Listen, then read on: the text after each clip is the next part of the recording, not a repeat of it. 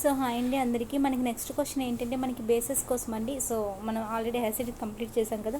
So బేస్లో first question ఏంటంటే చూడండి, మీకు when sodium bicarbonate is placed on strip of, చూడండి పీహెచ్ పేపర్ అనేది మీకు ఏం చేస్తుందంటే అది మీకు యాసిడ్నా బేస్నా లేదంటే న్యూట్రలైజర్ సాల్ట్ అని మీకు చెప్తుందండి.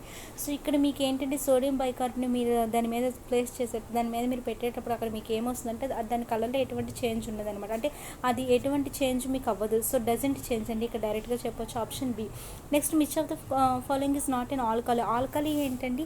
ఆల్కలీ అంటే నేను మీకు ఆల్రెడీ చెప్పాను కదండి, బేసెస్లో మనకి ఏంటంటే కొన్ని సాల్యుబుల్ ఉంటాయి, కొన్ని సాల్యుబుల్ కానీ ఉంటాయి. సో సాల్యుబుల్ బేసెస్ అన్నింటిని ఆల్కలీ అంటాం.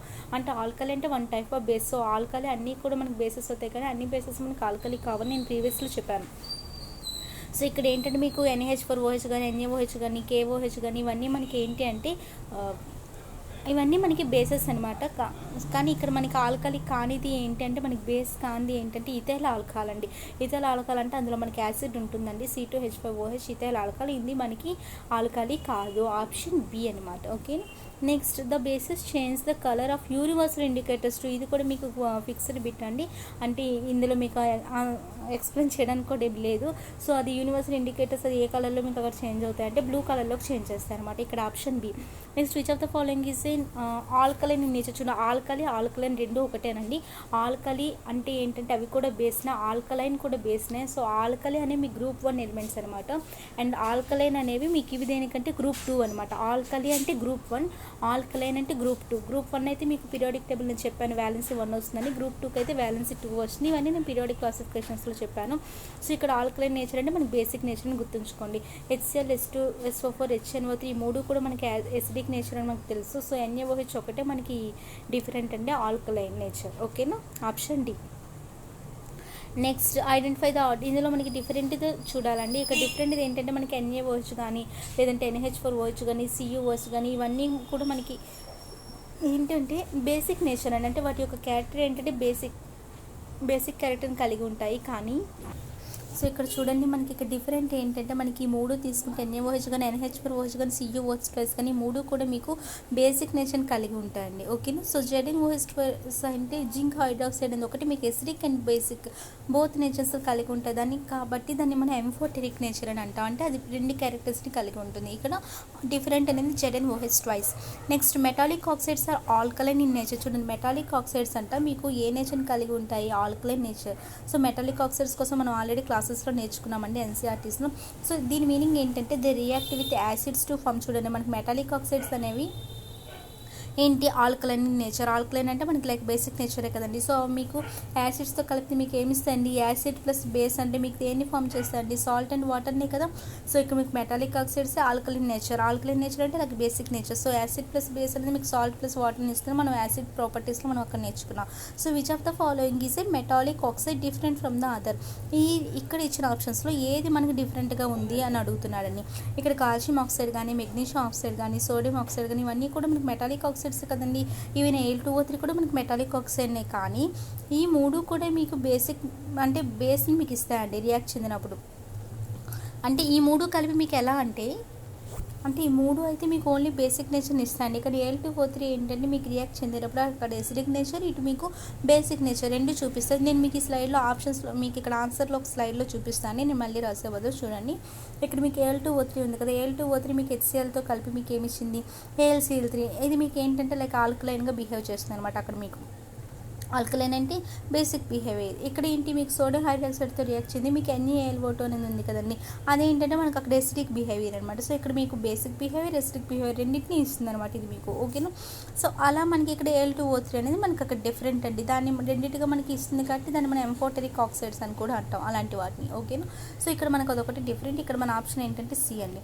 నెక్స్ట్ చూడండి which of the following statement is incorrect. మనకి ఇందులో ఇన్కరెక్ట్ ఏది అని అడుగుతున్నాడండి. మీకు ఆల్రెడీ ఫినాఫ్థలిన్ కోసం నేను అక్కడ చెప్పాను యాసిడ్స్లో చెప్పేటప్పుడు. సో ఫినాఫ్థలిన్ అనేది నేచురల్గా అది మనకి ఎలాంటి కలర్లెస్ అనమాట, లైక్ వాటర్ కలర్ అంటే కలర్లెస్. అది మీకు ఎసిడిక్ సొల్యూషన్లో కూడా కలర్లెస్నే, కానీ అది పింక్గా మారుతుంది మీకు ఎక్కడంటే బేసిక్ సొల్యూషన్లో.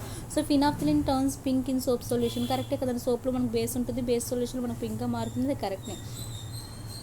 Next non metallic oxides are acidic in nature. చూడండి మనకి నాన్ మెటాలిక్ ఆక్సైడ్స్ చూడండి మీకు పీరియాడిక్ టేబుల్లో ఆల్రెడీ చెప్పాను కదండి, పీరియాడిక్ టేబుల్లో మనం లెఫ్ట్ టు రైట్ వచ్చేటప్పుడు మీకు ఇటు సైడ్ ఎక్స్ట్రీమ్ లెఫ్ట్లో మీకు మెటల్స్ ఉంటాయి, ఎక్స్ట్రీమ్ రైట్ మీకు నాన్ మెటల్స్ ఉంటాయి, మధ్యలో మనకి మెటలాయిడ్ ఒక బౌండరీ ఉంటుందని మనం నేర్చుకున్నాం కదా. సో లెఫ్ట్ టు రైట్ వచ్చేటప్పుడు మీకు లెఫ్ట్ సైడ్ ఉండే వాటికి మీకు ఏంటంటే బేస్ క్యారెక్టరిస్టిక్స్ ఉంటాయి అనమాట, అంటే బేసిక్ నేచర్ వాటికి. అదే మీకు రైట్కి వెళ్ళే కొద్దీ మీకు ఏంటంటే ఎసిడిక్ నేచర్ ఉంటాయి. మీకు రైట్ సైడ్లో ఏముంటాయండి, non metallic oxides. So non metallic ఆక్సైడ్స్కి మీకు ఏ నేచర్ ఉంటుందంటే లెఫ్ట్ టు రైట్ వచ్చే కొద్దీ మీకు బేస్ అనేది అంటే బేసిసిటీ అనేది తగ్గుతుంది, అంటే బేసిక్ నేచర్ అనేది తగ్గుతుందంటే అక్కడ మీకు ఎసిడిక్ నేచర్ ఇంక్రీజ్ అవుతుంది. ఇది మనం పీరియాడిక్ టేబుల్లో ఆల్రెడీ నేర్చుకున్నాం కదా. సో ఇక్కడ మీకు నాన్ మెటాలిక్ ఆక్సైడ్స్కి ఏ నేచర్ ఉంటుందంటే ఎసిడిక్ నేచర్ అండి. So option A correct, option B correct. Incorrect ఏంటంటే ఇక్కడ మనకి లెమన్ కంటెంట్ సిట్రిక్ యాసిడ్, చూడండి లెమన్లో సిట్రిక్ యాసిడ్ ఉంటుంది, అది కూడా కరెక్టే కదా. The alkaline nature of sodium hydroxide, అంటే ఆల్కలైన్ అంటే మనకి బేసిక్ నేచర్ కదండి, basic nature of sodium hydroxide is due to the presence of sodium ions, అంటే కాదు కదండి, due to the presence of OH minus ions కదండి. సో ఇక్కడ మనకి ఇది ఇన్కరెక్ట్.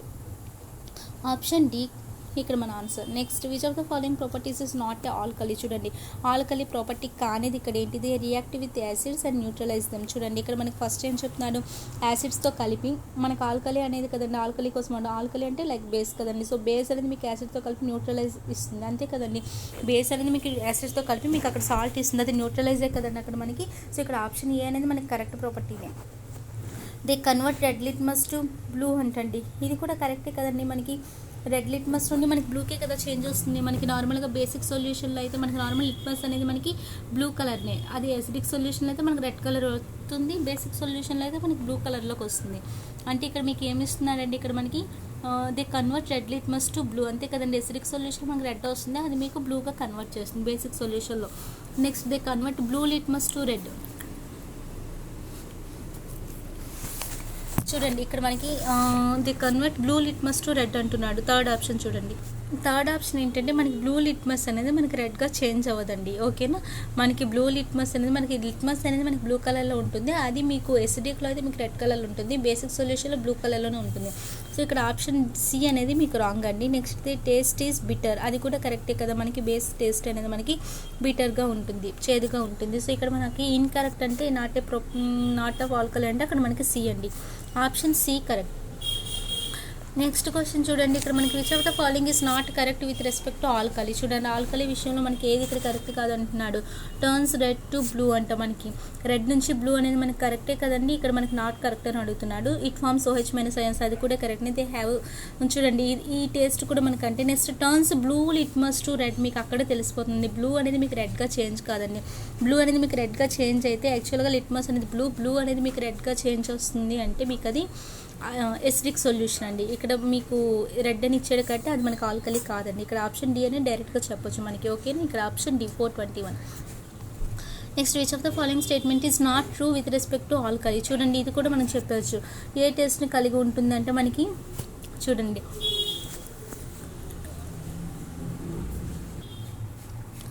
సోనియం టేస్ట్ అంటే అది మనకి యాసిడ్స్ కోసం, ఇది మనకి కాదు.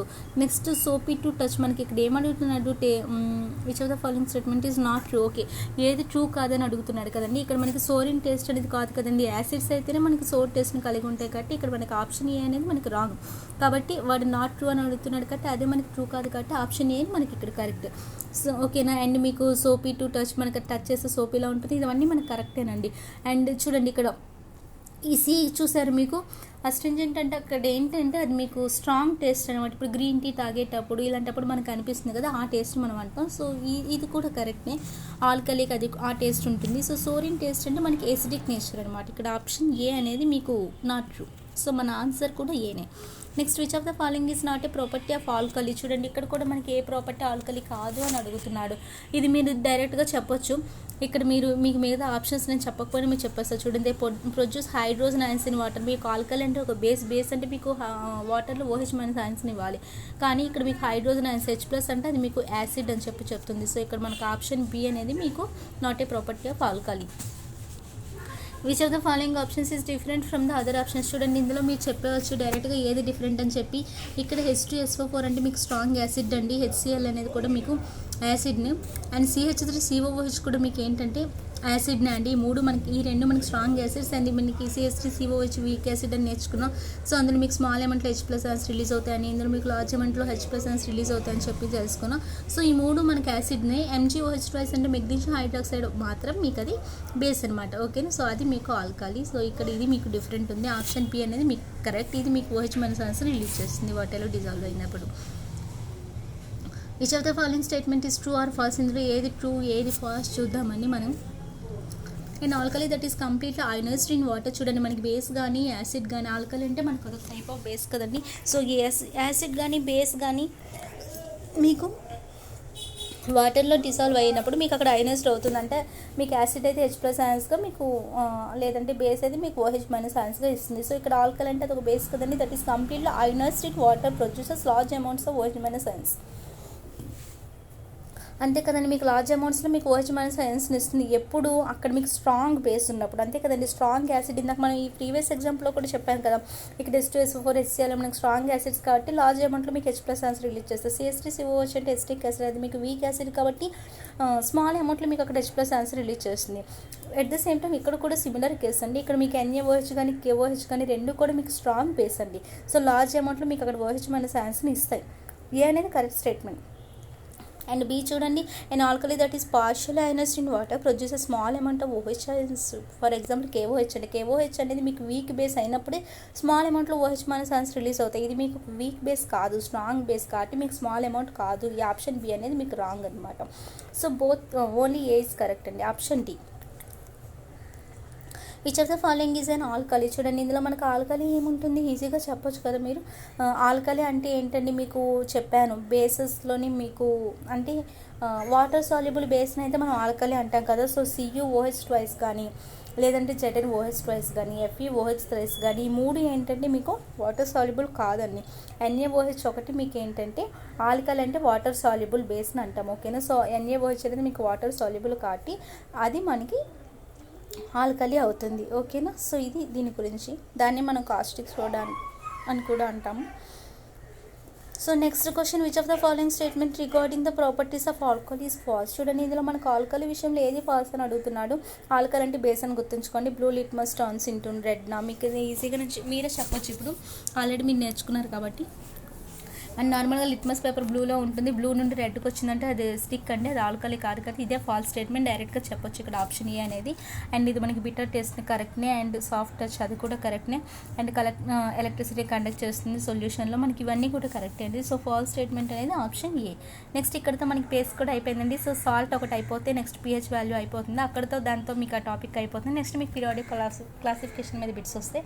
సో అండ్ ఫిజిక్స్ కూడా చేస్తుంటారండి. ఈ యాసిడ్ బేస్ సాల్ట్ అనేది ఫిజిక్స్ ఇంకో టాపిక్ చేస్తాను, ఎందుకంటే కెమిస్ట్రీ ఎక్కువ ఉందని చెప్పి ఫస్ట్ కెమిస్ట్రీ చేస్తున్నాను అండి.